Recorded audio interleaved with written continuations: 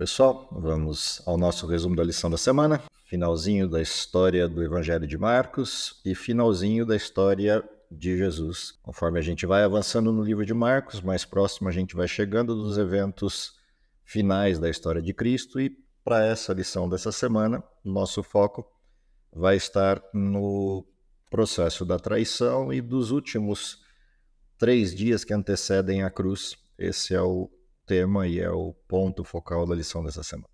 Como de costume, vamos com o título da lição e o verso para a gente começar. Quem me ajuda? Título: Levado e julgado. Verso: E dizia: Abba, Pai, tudo é possível. Passa de mim esse cálice. Porém, não seja o que eu quero, e sim o que tu queres. Marcos 14:36. O tema central dessa semana vai estar em torno do capítulo 14 de Marcos. E o capítulo 14 tem alguns eventos interessantes, algumas histórias clássicas bastante conhecidas dos evangelhos e alguns pontos interessantes na forma como Marcos retrata essa parte final da vida de Jesus.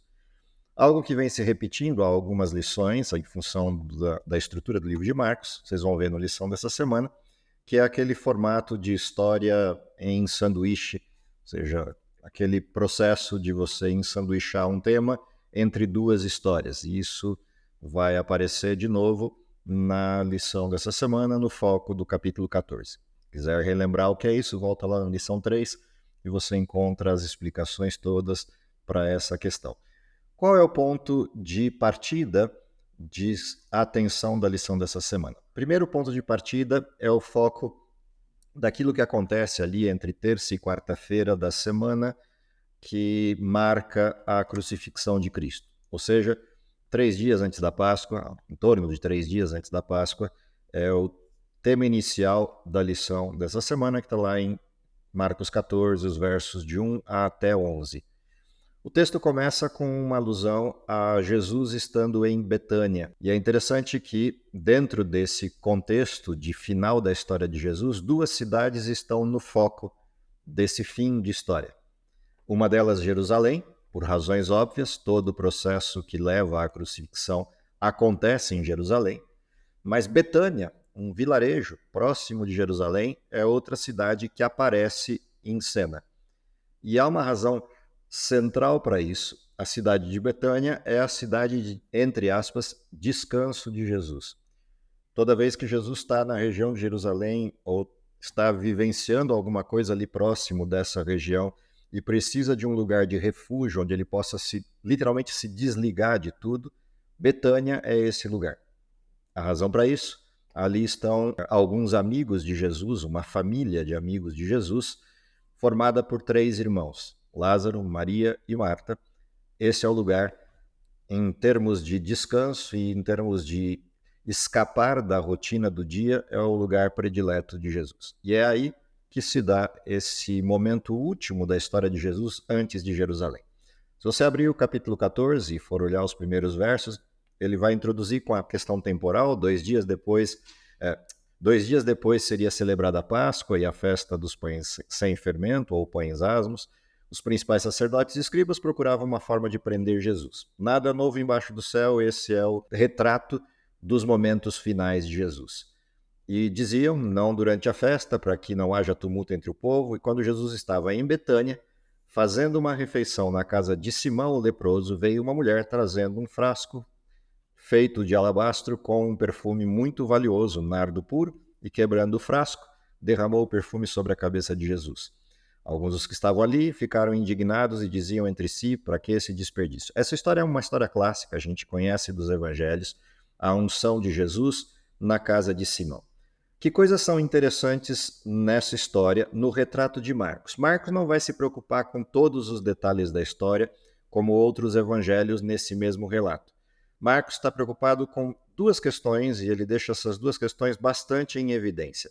A primeira delas é a intervenção de Jesus sobre essa questão. Quando a crítica aparece à atitude da mulher, Jesus entra em cena e diz: deixem a mulher em paz porque vocês estão incomodando. Ela praticou uma boa ação para comigo, porque os pobres estarão sempre com vocês e quando quiserem podem fazer-lhes bem, mas a mim vocês nem sempre terão. Primeira intervenção de Jesus e o primeiro foco de Marcos vai dar conta de o que a lição chama de um trocadilho. Na realidade, Marcos, a partir da expressão bom, a expressão que qualifica alguma coisa como boa, ele vai caracterizar alguns eventos ao redor dessa palavra. E cada um desses eventos, a palavra aparece com um sentido diferente. Nesse primeiro momento que a gente olha a expressão aqui, a ação boa executada por essa mulher, isso tem a ver com duas questões. Primeiro, a disposição dela de, apesar das circunstâncias, apesar das dificuldades de entrar numa sala como a de Simão, e se a gente olha os outros evangelhos a gente entende por quê. Simão havia armado uma festa para exaltar Jesus, mas na realidade o ponto central da festa era: Jesus é meu amigo, Jesus veio à minha casa. O Jesus que havia ressuscitado Lázaro e que havia curado Simão. Ou seja, uma festa que na realidade, em lugar de uma exaltação a Cristo, era quase uma exaltação própria. E no meio dessa festa, sem ser convidada, entra essa mulher e unge Jesus. O que é interessante nessa unção? O texto começou com o foco. Faltavam aí 2 dias para ser celebrada a Páscoa e a festa dos pães asmos. O que significa que essa unção apontava para a morte de Jesus. Aquilo que Jesus não poderia ter, como de fato não teve, ele foi sepultado às pressas no final de uma sexta-feira, é antecipado nesta cerimônia, neste momento de homenagem prestada por essa mulher. Segunda coisa interessante nessa expressão, ela fez o que era bom, tem a ver com a própria história dela. Essa mulher era uma pecadora, mal vista entre as pessoas, razão pela qual não foi convidada para a festa. A despeito disso, o que ela fez foi bom, frente a um outro sujeito que está na mesma festa, Simão, e que não fez o que era bom. E essa também é uma coisa interessante nessa história. Há 2 sujeitos que foram perdoados, a mulher e Simão. 2 sujeitos que foram curados, um de uma doença, a lepra, o outro de um problema de pecado, a mulher. Os 2 parecem estar agradecidos, Simão fazendo uma festa e a mulher ungindo Jesus. Porém, só um deles é legítimo, só um deles está fazendo isso de coração puro. E Jesus faz questão de trazer isso em cena, nessa discussão. E isso contrasta com um coração impuro que está na festa, que é o coração de Judas, que enquanto a festa está acontecendo, já está correndo em paralelo outra questão, que é o plano de entrega de Jesus àqueles que estão tentando encontrar um jeito de matá-lo. E essa articulação que vai acontecendo no bastidor contrasta com a atitude dessa mulher. Caprichosamente contrasta com a crítica, porque é Judas quem faz a crítica principal, dizendo que aquilo é um desperdício. E se a gente olha isso explicado tanto em Marcos quanto em outros evangelhos, a gente entende por que essa observação. Dentro dessa abordagem do início dessa história, ou seja, do primeiro momento a se olhar dessa história, na sequência desse processo, a gente vai ter o preparo para um outro evento. Encadeado dessa história dos versos 1 a 11, a gente tem Jesus indicando aos discípulos que vão a um certo lugar em Jerusalém, e lá eles vão encontrar uma pessoa, e essa pessoa vai, a partir da pergunta deles, indicar aonde eles vão participar da cerimônia da festa da Páscoa, da cerimônia da ceia. E essa cena vai tornando esse cenário ao redor da história cada vez mais intrincado, mas não só isso, cada vez mais bonito no processo. Esses textos a gente vai encontrar na sequência, a partir dos versos 12 em diante, principalmente os versos 22 a 31. O que há de interessante na observação da ceia, em contraste com a primeira história, com essa mulher que ungiu a Jesus, com essa mulher que transforma aquele contexto, aquela cena, num momento inesquecível, a ponto de a lição abrir com essa abordagem, aquilo que é inesquecível. Até porque Jesus diz que em todos os lugares onde fosse pregado o evangelho, essa história seria relembrada. Há uma razão para isso ser inesquecível, e essa razão monta esse contexto para o restante das histórias. A razão é: alguém foi perdoado e alguém reconheceu o perdão e, de coração grato, apresentou sua resposta em agradecimento a Cristo. Essa atitude da graça, a graça de Cristo que salva e a gratidão que responde a essa salvação, seria contada até o fim dos dias. A cena que se segue é essa, que é a cena da ceia, mostra a essência desta graça. Ou seja, o que acontece na cerimônia da ceia. Na parte detalhada da ceia, desde o início do processo, o anúncio de Jesus de que alguém está esperando, de que eles vão encontrar alguém e esse alguém vai indicar aonde fazer a ceia. Tudo isso mostra a presciência de Deus sobre as coisas que iriam acontecer daí para frente. E isso começa a montar um cenário importante a respeito do sacrifício de Cristo. O sacrifício de Cristo não é um acidente, é algo que já está planejado e vai ocorrer com a direção de Deus e a coordenação de Deus em todos os detalhes. Segunda parte dessa história, se a gente olha nos outros evangelhos, a cerimônia começa com um esquecimento. Eles esqueceram de contratar o servo para lavar os pés. E tem toda aquela situação que a gente conhece dos outros relatos, de eles chegando para a ceia e não ter quem lave os pés. Isso não faz parte da atenção principal nesse texto. A atenção principal nesse texto está em outra questão. Qual é a questão? A questão é a essência do sacrifício de Cristo que está por acontecer versus a negação de Cristo pautada em dois sujeitos. De um lado, Judas, de outro lado, Pedro. Esses dois sujeitos em tela contrastam com a cena da ceia. Enquanto a cena da ceia apresenta a salvação que abrange todas as pessoas em todas as circunstâncias, do outro lado tem dois sujeitos negando a Jesus. Um deles negando a Jesus de maneira intencional, previamente pensada e arquitetada, o outro negando a Jesus por ainda não ter reconhecido a necessidade e dependência de Cristo. Pedro de um lado, Judas do outro. Todas essas cenas que se dão a partir dessa referência da ceia vão criando um segundo cenário na história de Marcos 14. O cenário inicial, o perdão e a graça manifesta a Simão e a Maria, a gratidão de um, a falsidade do outro. A segunda cena, Jesus apresentando a essência do seu sacrifício com as pessoas que lhe são mais caras, mais próximas, mais íntimas no seu processo de vida aqui. Dentre esses, um traidor, outro traidor. Um traidor intencional, um traidor acidental. O traidor acidental tem salvação. O traidor intencional não vai ter salvação.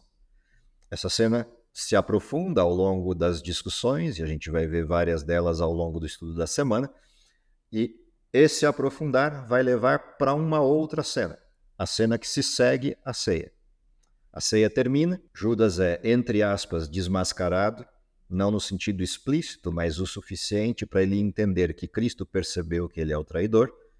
Os outros ficam sem entender muito o que está acontecendo, mas o fato é que, dentro desse contexto, eles saem da ceia e vão para um outro lugar. Aquilo que começou lá atrás, na história de Simão, vai percorrer a cena da ceia e vai alcançar o jardim do Getsemane. No Getsemane a gente tem o ápice da batalha de Cristo contra o pecado. E esse ápice se dá na pressão, no peso daquilo que vinha pela frente, nas costas de Cristo, e Cristo orando para que, de alguma forma, o Pai o livrasse daquilo, se fosse, obviamente, da sua vontade. Ele segue, obviamente, para o Getsemane com os discípulos, imaginando e esperando que os discípulos ajudem a sustentar o peso de tudo aquilo que vem pela frente. Mas, ao contrário disso, enquanto Jesus está orando, os discípulos dormem. E isso mostra um terceiro aspecto interessante dessa mesma história. Esse terceiro aspecto é aquelas pessoas que deveriam ter aprendido ao longo de 3 anos e meio quem é Jesus e o que aconteceria com ele, e se preparado para enfrentar esse momento da história, por mais que Jesus tivesse advertido ao longo de todos os anos, aqui nesse momento crucial, eles não estão prontos. Jesus pede a eles que fiquem em oração e eles dormem. Enquanto isso, uma batalha está correndo em paralelo e Jesus 3 vezes suplicando a Deus que intervenha nessa batalha e, de alguma forma, o livre disso, mas deposita em Deus a sua vontade. E aqui contrastam duas histórias. De um lado, os discípulos dormindo, que não depositam sua confiança em Deus e não dependem dele. Do outro lado, Cristo, passando toda a angústia do momento em específico dessa história e depositando toda a sua confiança em Deus. E esse contraste é, de novo, uma advertência ao leitor. Na primeira advertência, o sentido da graça e do perdão versus o agradecimento, a gratidão. Na segunda história, na sequência do processo, a questão da presciência de Deus e o sentido completo do sacrifício, versus um grupo de pessoas que ainda não havia entendido isso a ponto de sequer se dar conta de que eles teriam que lavar os pés uns dos outros. Terceira parte da cena, vamos ao Getsemane e o contraste entre dois sujeitos, Cristo e a sua dependência do Pai, os discípulos versus a sua autossuficiência e ainda incompreensão de tudo aquilo que o Evangelho significava. A história vai terminar do jeito menos provável, no sentido daquilo que qualquer um poderia esperar dos amigos principais de Jesus, que é a fuga. Mas antes que a fuga aconteça, a traição se manifesta. Judas chega próximo a Jesus, dá um beijo, e a turba entende que aquele é o Cristo que devem prender. O que está acontecendo na cena? O autor sugere duas coisas interessantes nessa cena. A primeira delas, de forma bem explícita, que é a arquitetura da traição. Era necessário que o Cristo fosse identificado para que a prisão fosse minimamente legítima. Ou seja, alguém entregou o Cristo, denunciou o Cristo. A segunda coisa interessante é que essa denúncia ela é dissimulada. Em lugar de Judas chegar com a multidão e dizer, ele é o Cristo, pode prendê-lo, Judas se dissimula como um amigo de Jesus, dá um beijo no rosto de Jesus, como se nada estivesse acontecendo. E aí a turba chega para prender Jesus, e ao prender Jesus, Judas sairia ileso da questão. Afinal de contas, ele não fez nada, ele só cumprimentou Jesus e a multidão veio e o prendeu. O detalhe é que Jesus, ao receber esse beijo, vira para Judas e o identifica como traidor. Com um beijo você trai ao seu amigo. E não há como escapar dessa frase. A multidão chega, prende Jesus. A cena de Marcos é uma cena sintética, ele não retrata todos os elementos dessa prisão. Mas há uma coisa interessante nessa prisão, que é a manifestação da glória de Deus na expressão de Jesus ao se identificar. Quando ele diz, eu sou, a multidão cai. Marcos não relata esse episódio, mas esse episódio está na cena. O que significa que aquela multidão que prendeu Jesus cria também um elemento de contraste aqui. O contraste anterior de Judas e Cristo lá na primeira cena, agora se estabelece a partir da multidão. E dentro desse contexto, a multidão perseguindo Jesus e Jesus se manifestando como Deus e ainda assim eles não reconhecendo, mostra também o que estava acontecendo com os discípulos. Os discípulos estavam do lado de Cristo, com a possibilidade de orar junto com Cristo, mas estavam dormindo. E quando a cena se agravou, os discípulos não estavam prontos para o que aconteceu. O resultado disso foi o medo, o desespero e a ação impensada. No caso específico de Pedro, a ação impensada é partiram para a briga, Pedro já puxou a espada e partiu para a reação. O resultado, a orelha de Malco cortada, até que Jesus se interpõe e diz, para, guarda a espada. Não é assim que as coisas vão acontecer. Eu não posso escapar daquilo que o Pai determinou.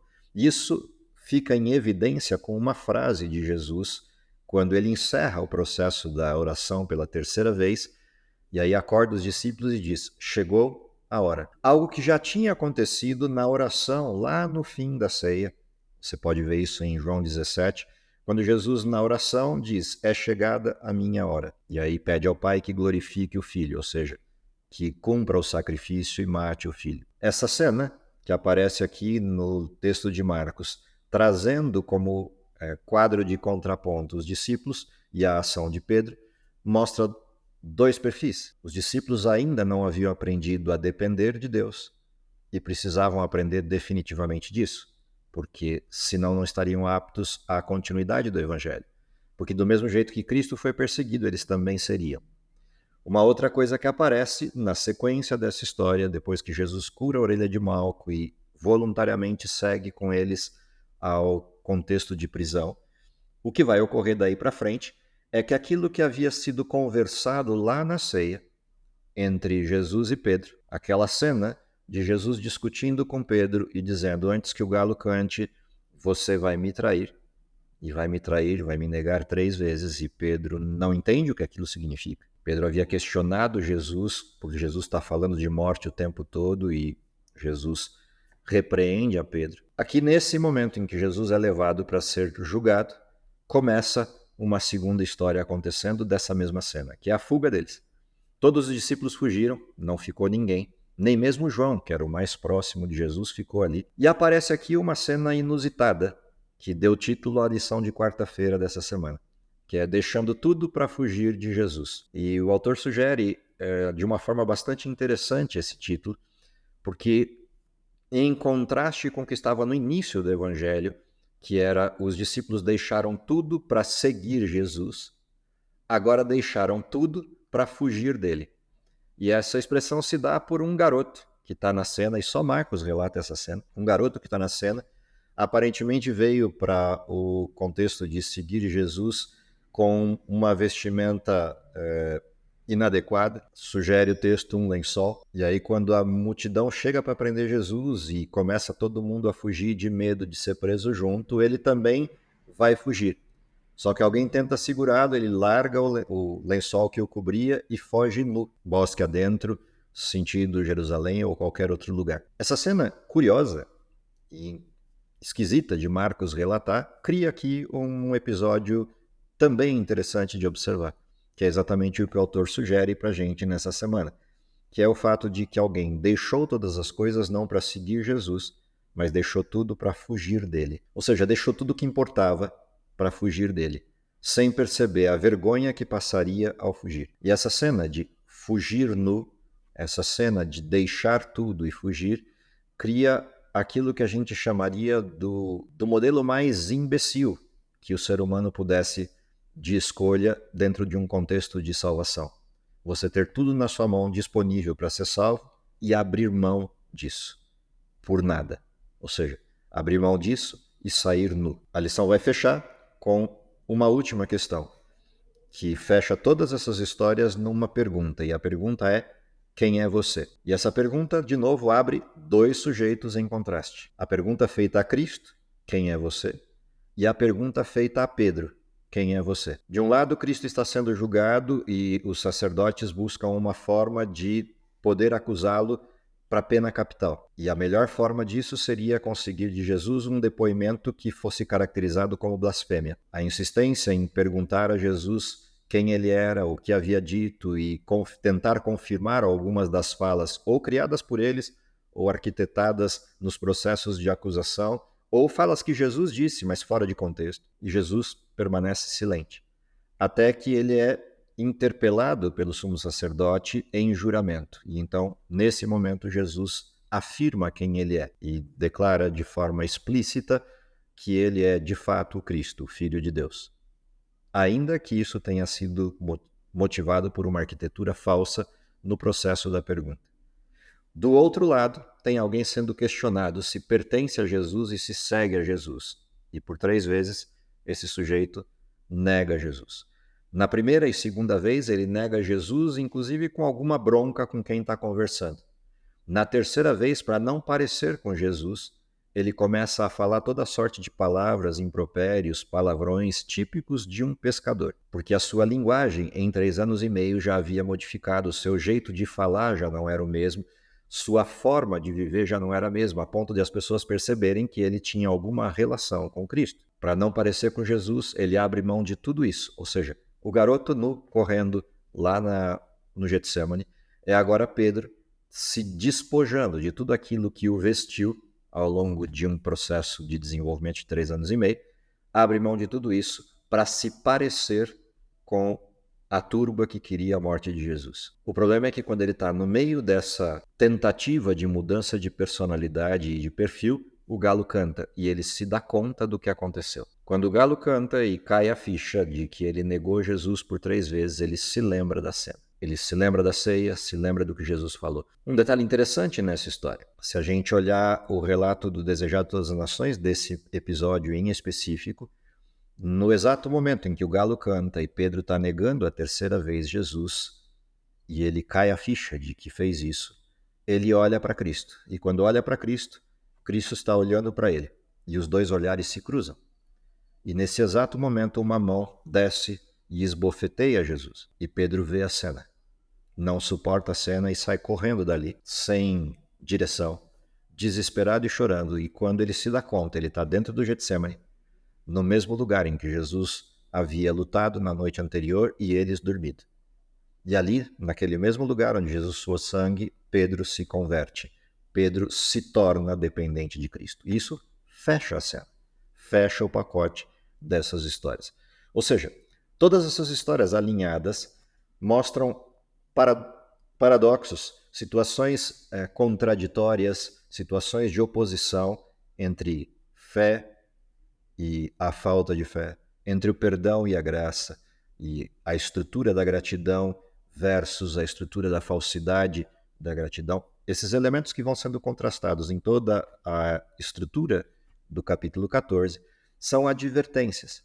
A história é simples, a história é conhecida, mas as advertências são profundas, ou seja, somos chamados na lição dessa semana, no estudo do capítulo 14, a responder qual a nossa posição diante do sacrifício de Cristo. Fuga ou entrega? Esse vai ser o desenho do nosso estudo e eu espero a resposta de todos nós seja a resposta esperada por Cristo, a resposta da entrega, fechando esse primeiro relato das cenas finais, dos dias finais de Jesus como Messias, fechando essa primeira parte da história com uma resposta afirmativa a um chamado, que é o chamado da entrega, o chamado da aceitação à graça. Que tenhamos uma boa revisão dessas histórias, uma boa lição, um bom estudo essa semana. Eu me desejo para todos vocês e para mim. Vamos orar? Querido Pai que está no céu, te agradecemos pelo dom da vida, te agradecemos pela oportunidade de sermos chamados teus filhos, pela oportunidade de que a graça nos tenha alcançado e motivado a nossa resposta afirmativa como entrega. Dá, Senhor, que essa possa ser de fato a nossa resposta e possamos, a partir dela, sermos contados como justificados e salvos em Cristo Jesus. É o que lhe pedimos em seu nome. Amém.